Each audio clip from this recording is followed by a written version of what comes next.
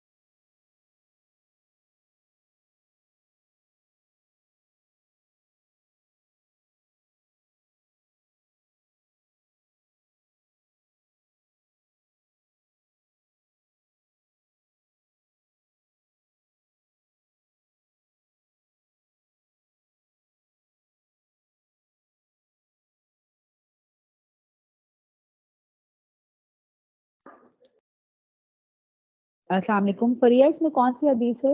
حدیث نمبر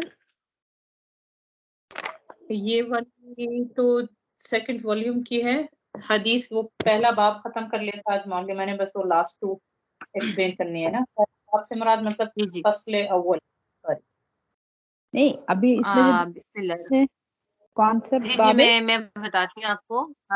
میں آپ کو بتاتی ہوں. جی بسم اللہ الرحمن الرحیم. ہم فصل اول کر رہے ہیں اور اس کی فصل اول کی آخری حدیث عبارت ہو گئی تھی.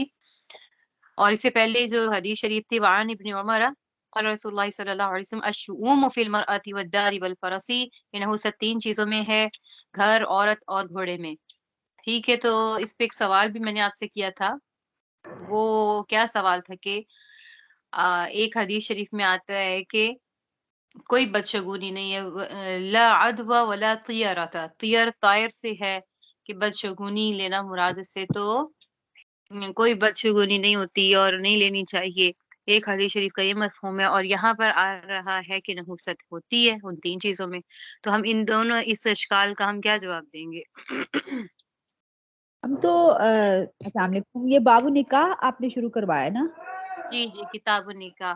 کتاب النکاح شروع ہے ہمارا. کا اس والی جلد میں تو نہیں مل رہا، دوسری جلد میں مجھے ہاں یہ بالکل دوسری جلد میں ہے. یہ دوسری جلد ہے کتاب النکاح کی. اس جلد میں نہیں ہے، دوسری آپ جلد کے میں. پاس 5 کتابیں ہیں. مکتبہ لدھیانوی ہے تو اس میں مکتبہ لدھیانوی میں دوسری جلد آ جائے گی. مکتبہ بشرا میں میرے خیال میں مکتبہ بشرا کی کتاب میں میرے خیال میں بھی دوسری یا تیسری جلد میں شاید چلا جاتا ہے. جن کے پاس مکتبہ جلد میں ہوگا. یہ مکتب العربیہ ہے، شاید تیسری جلد میں ہوگا کیونکہ اس میں نہیں ہے. میں دیکھ آپ جی کے پاس سیم والی ہے؟ دیکھ لیجیے. سیم سیم ہے. کیا کہہ رہے ہیں پر یہ سمجھ نہیں آئی بات. آپ کے پاس 5 جلدوں والی کاپی ہے آپ کے پاس جو 5 سیٹ میں آتی ہے؟ نہیں، یہ 8 سیٹ والی ہے. 8 والی 8 بکس کی 8 سیٹ والی ہے. تو پھر آپ دیکھیں شاید 4th یا 5th ہوگی. 4th یا 5th. اچھا اچھا، چلیں میں ہاں دیکھتی ہوں. آپ دیکھ لیجیے. ٹھیک ہے، میں اتنے میں یہ سوال آپ سے پوچھا ہے، اتنے میں سوال کا جواب دیکھ لیتے ہیں. آپ ڈھونڈ لیجیے. جی بڑھیا. کر رہی آپ کو تھی کیا سوال؟ جواب. جی سوری معلوم سوال وہ جو ہے مجھے اتنا آیا صرف کہ یہ جس طرح سے ہم لک کو سمجھتے ہیں اس میں حدیث میں یا اسلام میں لک اس طرح کی نہیں ہوتی، لیکن یہ بندے کی نصیب میں جو پہلے سے لکھی ہوئی ہوتی ہے، اس سے تقدیر میں جو لکھی ہوتی ہے اس سے لینا دینا ہوتا ہے. اس میں یہ نہیں ہے کہ اس کا نصیب بدل جائے گا یا اس کی وجہ سے فلاں کی وجہ سے، بس اس کے نصیب میں یہ لکھی ہوئی ہوتی ہے. بس اتنا مجھے صرف سمجھ میں آیا، لیکن شاید غلط ہو. جی آپ میرا سوال سمجھ گئے ہیں؟ سوال کیا تھا؟ کہ بیڈ ایک لک آپ تو لک کی بات، کیا ہوتی بیڈ لک. بد نہیں، بد شگونی بیڈ ہوتی ہے. جیسے بد شگونی کا کیا مطلب ہوتا ہے؟ جیسے ہمارے پاک و ہند نے بھی ہے کہ کالی بلی چلی جائے تو ہم بد شگونی لے لیتے ہیں کہ اوہ اب تو میرے ساتھ کچھ برا ہوگا. آنکھ دائیں یا صحیح بائیں آنکھ پھڑکنے لگ جائے تو ہم بد شگونی لے لیتے ہیں کہ یہ کچھ ہوگا. صحیح. ٹھیک ہے. اور اسی طریقے سے اگر کسی کو یہ اچھوتی بیماری لگ جائے، کسی کو یعنی کوئی لگنے والی بیماری ہے کسی سے، تو ہم کہتے ہیں کہ نہیں اب تو یہ مجھے لگ جائے گی، تو یہ عقیدہ بن جاتا ہے. بد شگونی لینا اس کو کہتے ہیں. وہ تو لک کی بات ہو رہی ہے نا، لک میں یہ بات نہیں آ رہی. یہ بدشگونی لینا اس کو کہتے ہیں. اور یہاں پر نحوست ہم جیسے کہتے ہیں یہ میرے لیے تو یہ منحوس ہے چیز، یہ تو میں لوں گا تو یہ میرے لیے، تو یہاں پر بتایا گیا کہ اگر الشؤم بدشگونی اگر ہے تو تین چیزوں میں ہے نحوست، کہ عورت میں، گھر میں، یا پھر فرس گھوڑے میں، سواری میں. صحیح. تو یہ میرا مراد تھا. تو یہاں جو اچھا یہ حدیث میں جو شؤم ہے نا، شؤم کا معنی یہ وہ بدشگونی نہیں لیا جائے گا، یہ بدی اور برائی مراد لی جائے گی. ٹھیک ہے، وہ جو ہم بدشگونی مراد لیتے ہیں وہ یہاں معنی نہیں ہوگا. یعنی عربی میں معنی ایک سیم ہو سکتے ہیں لیکن اس کو ہم نے اس معنی میں نہیں لے کر جانا. کس معنی میں ہے؟ یہ بدی اور برائی میں. ٹھیک ہے، یعنی اب عورت کی صحیح. برائی کیا ہے کہ وہ منحوس ہو. منحوس کس لحاظ سے ہو؟ سوری، وہ بانچ ہو، یعنی یہ بتایا تھا آپ کو. ٹھیک ہے، یا پھر وہ بد زبان ہو، جو اس کی بد اخلاق ہو وہ. ٹھیک ہے، اور گھر کی نحوست کیا ہے کہ اس کا پڑوسی جو ہے وہ بیکار ہو، اچھا نہ ہو، اس سے اذیت پہنچتی ہو. اور گھوڑے کی جو نحوست ہے وہ کیا ہے کہ اس پر جہاد نہ کیا جا سکتا ہو. اور اسی طریقے سے گاڑی جو راس نہ آئے، جو آپ کو فائدہ نہ پہنچائے، وہ والی. ٹھیک ہے، تو یہاں پر یہ جو نحوست کی خاصیت رکھی گئی ہے، یہ آپ نے اصول الشاشی میں پڑھا ہوگا، خص عنہ البعض، کہ ایسا عام جس سے کچھ چیزوں کو خاص کر لیا جاتا ہے. ٹھیک ہے، پڑھا ہوگا کہ نہیں پڑھا ہوگا؟ شروع کی بحث میں ہے، عام اور خاص کی بحث میں. وما من اصول عام، الشاشی. جو کچھ بھی ہے وہ عام ہوتا ہے، الا مگر وقد خص عنہ البعض، اس میں سے کچھ بعض چیزوں کو خاص کر لیا جاتا ہے. ٹھیک ہے، یہ خاص ہے تین چیزیں، اس کے علاوہ اور کہیں بھی بدشگونی یا پھر اس کو ہم نے برائی کے معنی میں نہیں لینا. ٹھیک ہے، سمجھ آ گئی؟ جی معلوم ہے. جی، آگے ہے حدیث شریف، ہم نے اس کا ترجمہ بھی کر لیا تھا، اس کی ہم نے عبارت بھی پڑھ لی تھی. اب اس میں نکلنے والے جو معنی ہے وہ دیکھیں. میں دوبارہ پڑھ رہی ہوں حدیث تاکہ آپ کے لیے بہتر ہو جائے، مزید اس کو دیکھنا.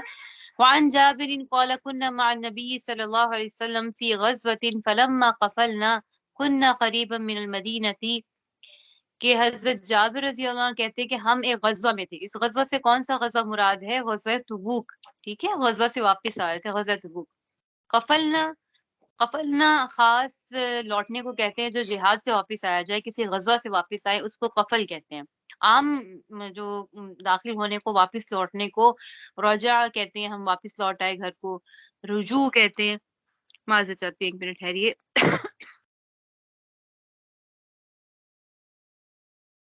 ہے یہ قفل کس کو کہتے ہیں؟ جہاد سے واپس لوٹنے کو کہتے ہیں.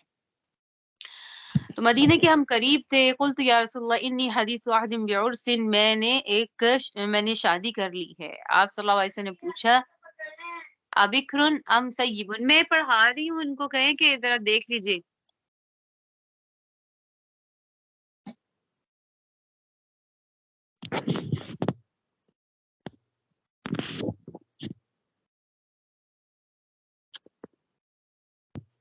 ہاں جی، تو اب یہاں پر کیا ہے کہ آپ صلی اللہ علیہ وسلم نے پوچھا، بلکہ اس پہ زور دے کہ کس سے شادی کی ہے. قال تزوجت قلت نعم، میں نے کہا جی ہاں میں نے شادی کر لی ہے. قال ابکر ام سیب، یعنی کنواری سے کی ہے یا پھر شادی شدہ سے کی ہے. قلت وسیب، میں نے کہا کہ نہیں وہ شادی شدہ تھی، بیوہ تھی. قال فهل بکر تلاعبها وتلاعبك فلما قدم، تو فرمایا کہ کیوں تم نے کنواری سے کیوں شادی نہیں کی، وہ تم مجھ سے کھیلتے اور وہ تم سے کھیلتی. فلما قدمنا ذهبنا، اب اس کا پہلے معنی دیکھ لیں. حضرت جابر رضی اللہ عنہ روایت میں آتا ہے اس کی تشریح میں کہ مفسرین نے جو اس کا بتایا ہے کہ یہ بھئی اس وجہ سے انہوں نے شادی کی تھی بیوہ سے، کیونکہ ان کی 8 یا 9 بہنیں تھیں حضرت جابر رضی اللہ عنہ کی، چھوٹی چھوٹی. تو وہ کہتے تھے اگر میں کنواری لے آؤں گا تو پھر وہ بھی ان کے ساتھ ہی بچپنا رکھے گی اور وہ ان کو سنبھال نہیں سکے گی.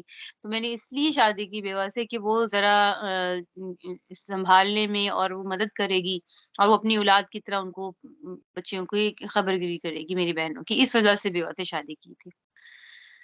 ٹھیک ہے، تو یہی فرمائیں کہ اگر اب دیکھیں یہاں پر یہ کہ تم سے کھیلتے اور تم سے کھیلتے، تو سیر و تفریح خاص طور پہ اپنی بیوی کے ساتھ اور اس کے ساتھ کھیل میں لگنا یہ بھی ایک سنت ہے اور یہ بھی ثواب کا کام ہے.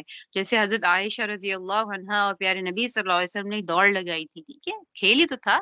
تو ایک دفعہ جب شروع میں جب دوڑ لگائی تو حضرت عائشہ رضی اللہ عنہا وہ ذرا پتلی سی تھی, دبلی پتلی سی, وہ آگے بڑھ گئی اور جو ہے وہ نبی کریم صلی اللہ علیہ وسلم پیچھے رہ گئے.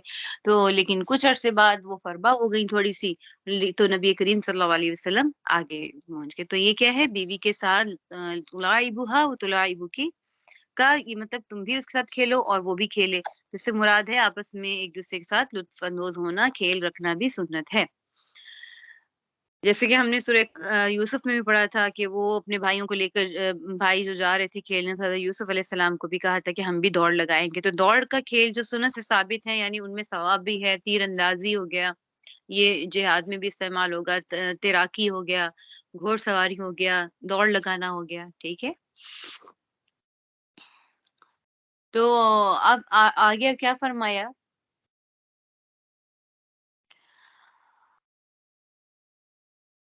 فلما قدمنا ذهبنا لندخل.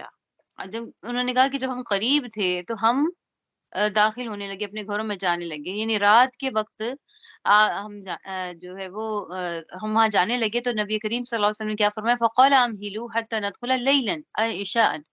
یعنی اس کا مطلب ہے کہ صبح کے وقت وہ آ گئے تھے, لیکن آپ صلی اللہ علیہ وسلم نے فرمایا کہ تم لوگ انتظار کرو, ابھی سرحد کے پاس ہی رہو مدینے کی, خبر تاکہ ان تک پہنچ جائے کہ ہم آ گئے ہیں.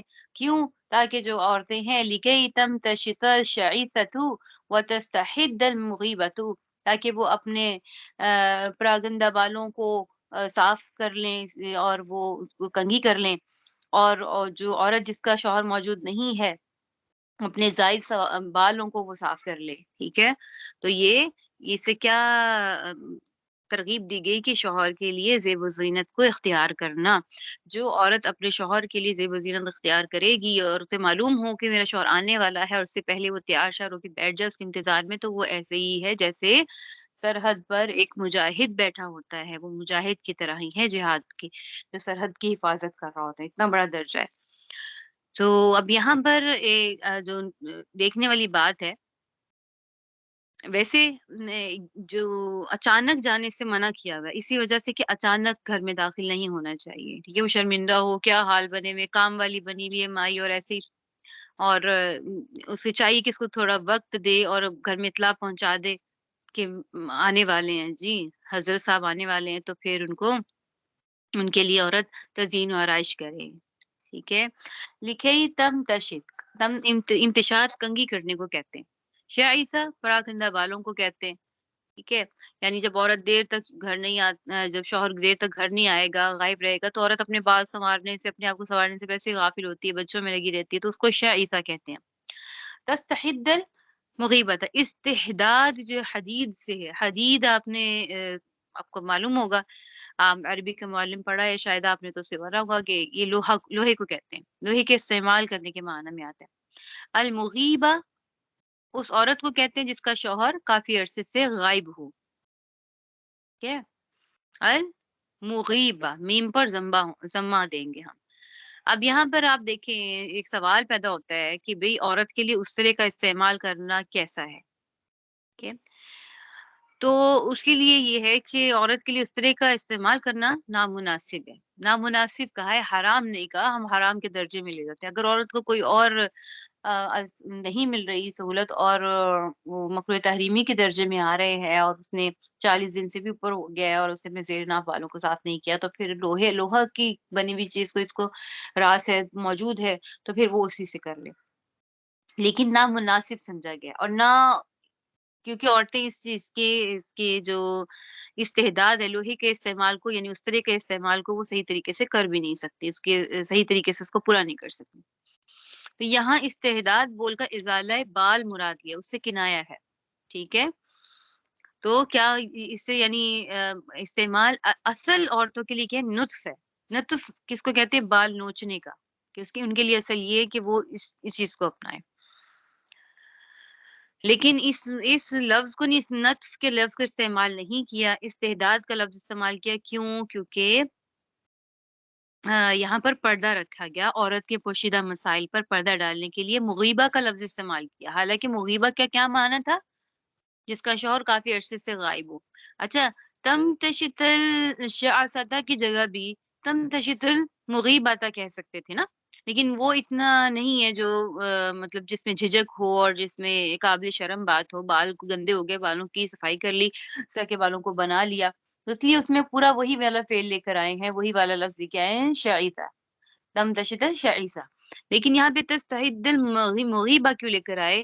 کیونکہ عورت کے پوشیدہ مسائل ہیں، اس پہ حتی الامکان پردہ ڈالنا چاہیے، اس لیے المغیبہ کا لفظ لے کر آئے، اور لیکن اس سے در حقیقت مراد کیا ہے؟ زیر ناب وال مراد ہے۔ ٹھیک ہے، اور پھر مردوں کے لیے زیر نام بال کی صفائی میں استرے کا استعمال زیادہ بہتر ہے، اور عورتوں کے لیے نتف کا مطلب کیا ہے؟ نوچنا زیادہ بہتر ہے۔ ٹھیک ہے، آگے دیکھیے الفصل فصل دوم دیکھیں۔ عن ابي هريره رضي الله عنه قال ان رسول الله صلى الله عليه وسلم قال ثلاثه حق على الله عونهم المكاتب الذي يريد الاداء، والناكح الذي يريد العفاف، والمجاهد في سبيل الله، رواه الترمذي والنسائي وابن ماجه۔ حضرت ابو ہریرہ رضی اللہ عنہ کہتے ہیں کہ رسول اللہ صلی اللہ علیہ وسلم نے فرمایا کہ 3 شخص ہیں جن کی مدد اللہ پر واجب ہے، حق علی اللہ، اللہ پر واجب ہے۔ ایک تو مکاتب غلام جو اپنا بدلے کتابت ادا کرنے کا کیا رکھتا ہو؟ ارادہ رکھتا ہو، یرید الاداء یعنی اپنے جو بدلے کتابت ہے اس کو ادا کرنے کا ارادہ رکھتا ہو، والناکح الذی یرید العفاف، اور دوسرا وہ نکاح کرنے والا جو چاہتا ہے کہ نکاح یہ کر کے میں زناکاری سے بچ جاؤں، عفاف بچنا، والمجاہد فی سبیل اللہ، اور تیسرا اللہ کی راہ میں لڑنے والا۔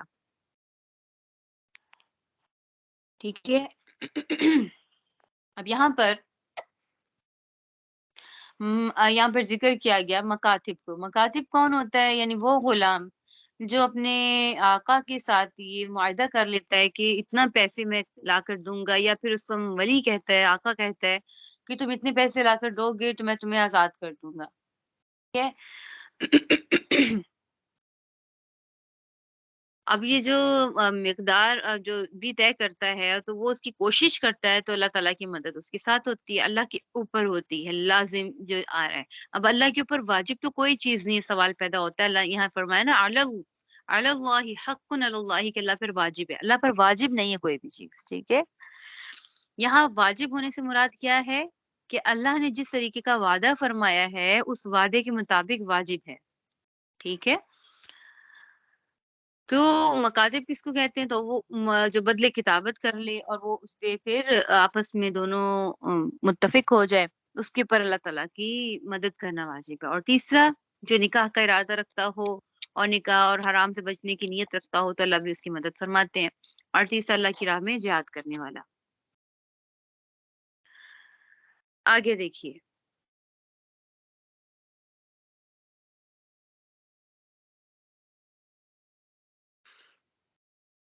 وعنه قال قال رسول الله صلى الله عليه وسلم إذا خطب إليكم من ترضون دينه وخلقه فزوجوه إلا أن تفعلوه تكن فتنة في الأرض وفساد عريض۔ اور حضرت ابو عنہ کا کیا مطلب ہے؟ یعنی پچھلی جو روایت تھی حضرت ابو ہریرہ سے، انہی سے ہی دوبارہ ایک اور روایت ہے۔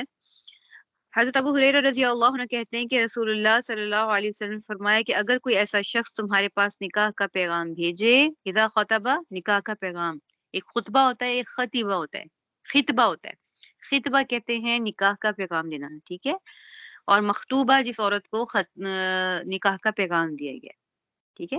اذا خطبہ الیکم، اگر تمہیں نکاح کا پیغام دیا جائے، من ترضون، تو کہ اس کے دین سے، ترضون دینہ و خلقہ، کہ اس کے دین اور اخلاق سے تم راضی ہو اور خوش ہو، فزوجوہ، تو اس سے نکاح کر دو، یعنی اس نے پیغام اگر بھیجا ہے تو اس سے اسے نکاح کر دو. الا ان تفعلوه، اگر تم ایسا نہیں کرو گے تو فی الارض فتنۃ فی الارض، زمین میں فساد ہوگا، و فساد عریض، یہ اسی کا ہے اس پہ زور دینے کے لیے، زمین پر سخت عذاب سخت فتنہ برپا ہو جائے گا. ٹھیک ہے، یعنی اگر تم نہیں کرو گے اپنی بیٹیوں کا، اپنی بہنوں کا نکاح نہیں کرو گے، اگر تمہیں مناسب جوڑ مل بھی رہا ہے پھر بھی نہیں تو گے، اور دین سے تم راضی ہو اور اس کے اخلاق سے بھی، تب بھی تم ان کی شادی نہیں کرو گے، ان کا نکاح نہیں کرو گے، تو تم پھر فتنے کا انتظار کرو. کیوں بھائی؟ جب شادیاں نہیں ہوں گی اور آپ مرد بھی کمارے رہ جائیں گے، عورتیں بھی، تو پھر فتنہ فساد کی شکل میں وہ باہر آئیں گے. اور پھر دوسری بات یہ کہ اگر بغیر خاوند کی عورتیں بیٹھی رہ گئیں اور مرد بھی بغیر بیوی کے رہ گئے، تو پھر بدکاری اور برائیوں میں زیادہ لگیں گے. اور پھر لوگ جو اب ولی جو ہیں، عورتوں کے ولی یہ آر محسوس کریں گے کہ بڑی عمر کی ہو گئی، اور لوگ بھی ان کو آر لائیں گے کہ تم نکاح نہیں کر رہے. تو اس سے پھر کیا ہوگا؟ لڑائی جھگڑے ہوں گے، پھر لڑائی جھگڑے آگے قتل و غارت تک پہنچ جائیں گے. امام طیبی رحمہ اللہ فرماتے ہیں کہ یہ حدیث امام مالک رحمہ اللہ کی کیا ہے، ان کی دلیل ہے. وہ یہ کہتے ہیں کہ صرف دین کے وصف کو دیکھا جائے. کف میں ہم دیکھتے ہیں کہ حنفیہ کا مذہب کیا ہے، کف کے اندر کہ اس کے 4 چیزوں کو دیکھا جائے گا نا، دین بھی دیکھی جائے گی، اور وہ آزاد ہے یا پھر غلام ہے، نسب اس کا دیکھا جائے گا، اس کا پیشہ دیکھا جائے گا. ٹھیک ہے، تو لیکن امام مالک رحمہ اللہ کیا فرماتے ہیں کہ صرف اس کو دین دیکھا جائے گا، کہ وہ دیندار ہے تو بس شادی کر لو. اب دیکھیں اگر کوئی نامعلوم جس کا نسب ہو اور یعنی نسب ہی معلوم نہ ہو، تو حنفیہ کے نزدیک اس کے ساتھ نکاح نہیں ہوگا. اور اگر اچھے پیشہ ور ہے وہ آدمی، اس کی بیٹی ہے اور وہ اپنی بیٹی کے کسی حرام کمائی کرنے والے یا مکروہ پیشہ کرنے والے سے شادی کر دے، تو یہ بھی ہمارے نزدیک ناجائز ہے. ٹھیک ہے، یہ بھی نہیں ہوگا. اور دوسرا کیا ہے کہ اگر دوسری بات اس میں کیا آ جائے گی کہ اگر وہ عورت خود رضامند ہو غیر کف میں کرنے پر، اور اس کے ولی بھی راضی ہوں، تو پھر وہ نکاح صحیح ہو جائے گا. ٹھیک ہے، ان کا راضی ہونا ضروری ہے.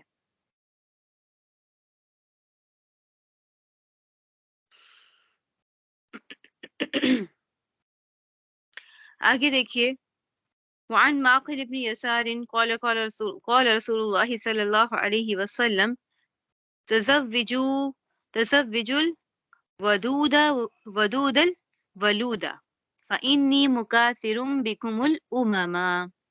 رواہ ابو داؤد والنسائی.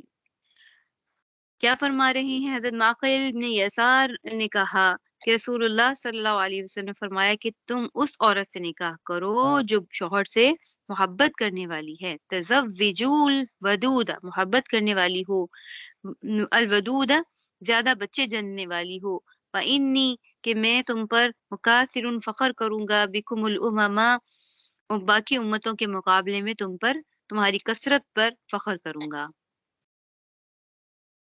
ٹھیک ہے، تو یہاں پر عورت کی کیا صفت بتائی گئی کہ وہ محبت کرنے والی ہو. اچھا، وہ بہت محبت کرنے والی، چاہیے اگر یہ صرف اس میں ہو محبت کرنے والی ہو، خاوند سے محبت کر لیکن وہ بچے پیدا نہ کر سکے، تو پھر بھی وہ مقصود حاصل نہیں ہوگا. ٹھیک ہے، تو دوسری کیا بتا دی کہ وہ پھر بچے پیدا کرنے، محبت بھی کرنے والی ہو اور زیادہ بچے بھی پیدا کرنے والی ہو. ٹھیک ہے، تو اس سے کیا ہوگا کہ مسلمان عورتوں کے ہاں بچے زیادہ ہوں گے تو امت میں کثرت ہوگی، جو نبی کریم صلی اللہ علیہ وسلم کے نزدیک کیا ہوگا؟ پسندیدہ اور مطلوب بھی ہے. تو یہاں پر جو اس حدیث سے پھر ہمیں کیا معلوم ہوگا کہ شوہر سے زیادہ محبت کرنے والی اور بچے پیدا کرنے والی عورت سے نکاح کرنا مستحب ہے. اگر یہ ہو کہ اس طریقے سے ممکن ہو تو پھر اس طرح ممکن. اچھا، اب یہ سوال پیدا ہوتا ہے ہمیں کیسا پتا چلے گا کہ یہ زیادہ محبت کرنے والی ہے یا پھر زیادہ بچے جننے والی ہے؟ بتائیں، اس کا جواب دیں. شادی کرنے سے تو نہیں پہلے پتا چلے گا نا کہ بھئی یہ زیادہ محبت کرے گی یا زیادہ بچے جنے گی یا نہیں جنے گی. جی، سوال کا جواب دیجیے. اس کی فیملی کی عورتوں کو دیکھا جائے گا، اس کی جیسے ماں کے اگر زیادہ بچے ہیں، بہنوں کے اگر زیادہ بے بچے شک، ہیں فیملی میں. फैमिली की तरह। हाँ माशाल्लाह, ये बात मैंने कल भी की थी, यही चीज इसको देखी जाएगी। और मोहब्बत करने में भी कि कितनी बावफा है, उनके खानदान में कहीं कोई तलाक तो नहीं हुई, खवातीन तलाक तो नहीं ले लेती। ठीक है, तलाक की नौबतें उसी वक्त आती है ना जब आपस में गुजर बसर नहीं हो पा रहा और आपस में जो है लड़ाई झगड़े हो रहे हैं। ठीक है, ये भी चीज देखी जाएगी।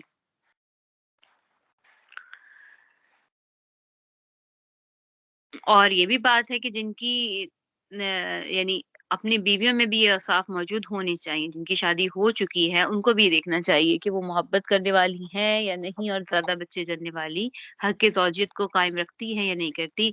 और यही इसमें फिर कोशिश करनी चाहिए कि आपस में फिर तफर्रका और जुदाई ना हो। ये 2 चीज़ें होंगी तो मोहब्बत भी होगी और साथ वो ज़्यादा बच्चों को जन्ने वाली भी हो। अब वो अलग सवाल आ जाते हैं कि क्या करें, बच्चा छोटा है और बच्चों पे बच्चे हो जाएँ, 2 साल का नहीं होता। और इस हदीस शरीफ के ये कई सवाल उठाए जाते हैं कि भई मेरी बच्चे बहुत छोटा है, पहला का मैं फिर हो गई हूँ, क्या मैं अबॉर्शन करा लूँ? और फिर उनको ये हदीस बताई जाए कि नहीं जी नहीं, आप तो अल वलूद वल वदूद की पर अमल करें, उम्र की कसरत पर, तो इसका फिर ये मुराद नहीं होगा। हाँ, अगर आप जिस्मानी लिहाज से इस काबिल हैं कि इस हमल को ठहरा सकती हैं, तो फिर आपको इसको करना अबॉर्शन करना गुनाह है। और अबॉर्शन भी उस वक़्त करना है जब ये यानी जो है वो 40 दिन से कम हो जाए, 40 दिन से, ठीक है?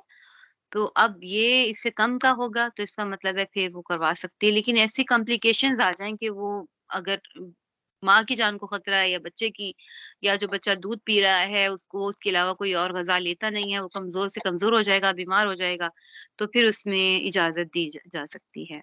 अगर ऐसी बात नहीं है तो फिर हमल गिराने की इजाज़त नहीं होगी। अच्छा जी, आगे देखिए।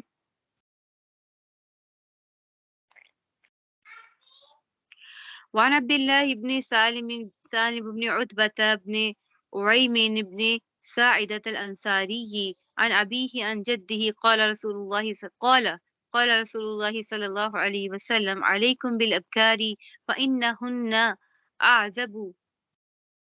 أعذب أفواها وأنتق أرحاما وأرضى باليسير. حضرت عبداللہ بن سالم بن عتبہ بن عویم بن ساعدہ رضی اللہ عنہ انصاری اپنے والد سے، اور وہ اپنے والد سے نقل کرتے ہیں کہ رسول اللہ صلی اللہ علیہ وسلم نے فرمایا کہ تم کنواری عورتوں سے نکاح کرو اس لیے کہ وہ شیریں کلام، اعذب افواہن یعنی وہ بہت شیریں کلام کرنے والی ہیں، وانتقو ارحامن اور زیادہ بچے جننے والی ہیں، وارضا بالیسیری اور تھوڑے پر ہی وہ راضی ہو جاتی ہیں۔ ٹھیک ہے، تو کنواری سے نکاح کرنے کی ترغیب دی جا رہی ہے جی۔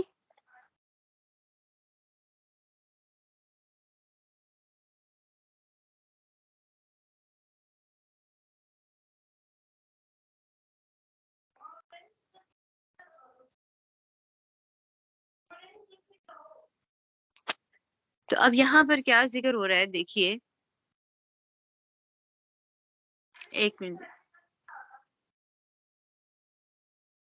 ٹھہریے گا۔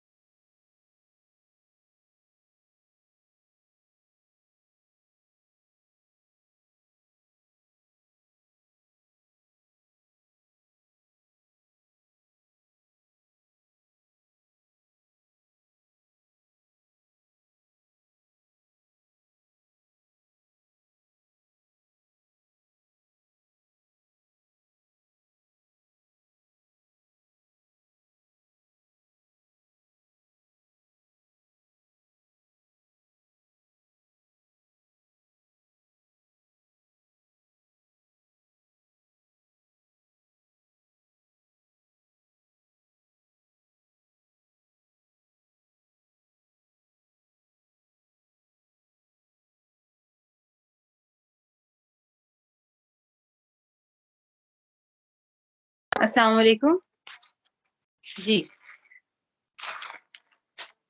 چلیے جی اچھا جی دیکھیں اب یہاں پر ذکر کیا جا رہا ہے اعذب افواہن کہ وہ میٹھا بولنے والی ہیں. اعذبہ کسے کہتے ہیں؟ میٹھے کو کہتے ہیں. اور یہ عربی محاورے میں بھی استعمال ہوتا ہے. محبوبہ کے منہ کے تھوک کی جب تعریف کرتے ہیں تو اس کو اعذب کہتے ہیں. ٹھیک ہے اعذاب کہتے ہیں. تو یہاں منہ بول کر تھوک مراد لیا گیا ہے. یہ عربی اشعار میں بھی اس سے ہی طریقے سے استعمال ہوتا ہے. اور پھر یہ اس چیز سے کنایا ہے کہ باقرہ جو ہوتی ہے جو کنواری ہوتی ہے اس کی شکل و صورت میں بناوٹ ہوتی ہے, خوبصورتی سجاوٹ ہوتی ہے, یعنی معصومیت ہوتی ہے کہہ لیں, جو عذوبت یعنی میٹھے پن کا جو باعث ہے. ٹھیک ہے. اور یہ کیفے سیبہ جو شادی شدہ یا بیوہ ہے طلاق یافتہ اس میں نہیں ہوتی. یا پھر یہ جو باقرہ ہے اس کی جو ہے وہ حقیقتاً اس کے تھوک ہی مراد ہو سکتا ہے. کیوں اس کے کنوارے پن کی وجہ سے اس کا تھوک جو ہے وہ لذیذ ہوگا. اس وجہ سے منہ بول کر تھوک مراد لیا گیا ہے. پھر اس میں باقرہ کی دوسری صفت کیا بیان کی گئی؟ وہ زیادہ بچے جننے والی ہے. وَانْتَكَا أَرْحَامًا ٹھیک ہے. انتکا اوسع کے معنی میں یعنی کثرت سے اولاد دینے والی, یعنی اس کی رحم میں قوت ہوگی, حرارت ہونی ہوگی, اس کی وجہ سے وہ نطفے کو جلدی قبول کر لے گی, اس وجہ سے وہ زیادہ بچے جننے والی ہے. اور ناطق اس عورت کے کہتے ہیں جس کو اولاد زیادہ ہو. شعراء بھی اس لفظ کو اسی لیے استعمال کرتے ہیں. نطق یعنی عربی میں پھینکنے کو کہتے ہیں. نطق عربی میں یعنی پھینکنا, یعنی یہ مسئلہ پھر کیا اس کا معنی کیا ہوا کہ یہ عورت مسلسل اولاد کو پھینک رہی ہے.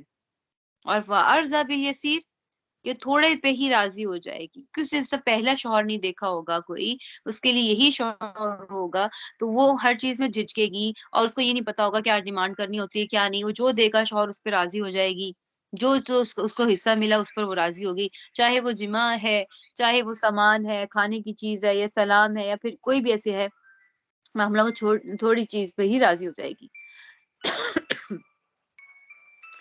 ٹھیک ہے. ایک منٹ بیٹے.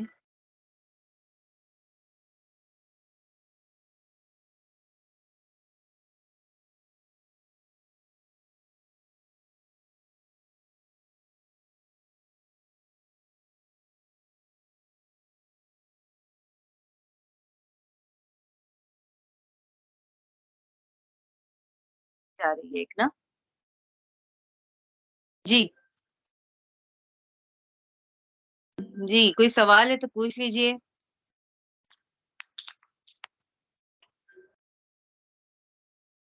جی جی کال آ رہی ہے. معلمہ جی جی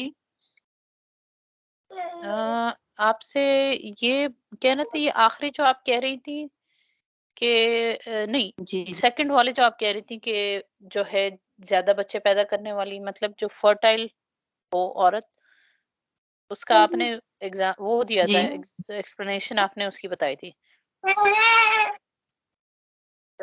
لفظ کا جو آپ وہ اچھا کر رہی تھی, تشریح کر رہی تھی اس لفظ کی. ایک منٹ ہے. ناطق لفظ ہے نا, ناطق لفظ ہوتا ناطق ہے. یہ ناطق کا معلمہ نے کیا بتایا تھا مطلب کہ کہ جس کے ناطق اولاد کثیر ہو, ہاں زیادہ بچے ہوں نا جس کے, جس کو ورجن وہ فرٹائل بولتے ہیں نا انگلش میں. میں بھی جی میں آپ کو نا میں اس کو ابھی آپ کو گروپ میں آپ کو جواب دے دیتی ہوں انشاءاللہ تعالی اسی میں ہی. ٹھیک ہے. آپ سوال دوبارہ ریپیٹ کر دیں. نطق کا پوچھنا چاہ رہی ہیں؟ جی جی یہ جو ناطق ناطق لفظ جی ہے, اس کو انگلش میں جی جی فرٹائل, زیادہ بچے جننے والی اسی کو عربی میں کہا. بالکل بالکل نطق نطق جی یہی ذکر آئے نطق. اسے. ٹھیک ہے. یہ ہے وَأَنْتَ أَرْحَامًا, اس کا کیا معنی ہوگا؟ کثیر الاولاد یعنی اکثر اولاد, زیادہ اولاد پیدا کرنے والی. ٹھیک ہو صحیح گیا. ہے. ٹھیک ہے ٹھیک ہے چلیے صحیح ہے. جزاک اللہ. شکریہ. السلام علیکم. السلام علیکم. وعلیکم السلام ورحمۃ اللہ.